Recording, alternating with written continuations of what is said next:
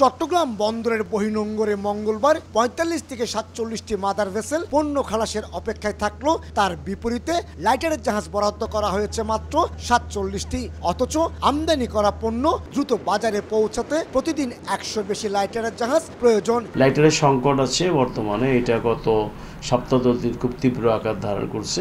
চট্টগ্রাম বন্দর হয়ে ঢাকার নারায়ণগঞ্জ সহ বিভিন্ন নৌ রুটে চলাচলের জন্য প্রায় ১৩,০০০ লাইটারের জাহাজ রয়েছে।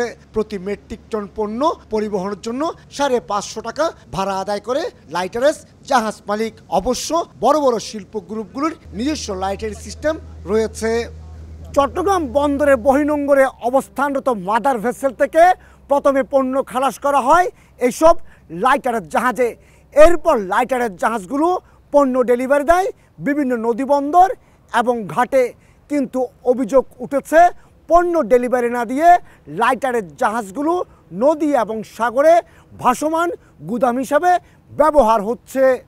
স্ক্র্যাপ লোহা, সার, কয়লা, সিমেন্ট, ক্লিংকের, পাথর ছাড়াও ভোগ্য পণ্য পরিবহনে ব্যবহার হয় এসব লাইটারের জাহাজ। কিন্তু লাইটারের জাহাজগুলো খালাস শেষে ফিরে না আসায় মাদার ভেসেল থেকে পণ্য খালাসে ধীরগতি নেমে এসেছে। আমরা চাচ্ছি যে ইমিডিয়েটলি তারা বিভিন্ন গোডাউনে বা বিভিন্ন গন্তব্যে তারা যেন জাহাজগুলি তাড়াতাড়ি খালি করে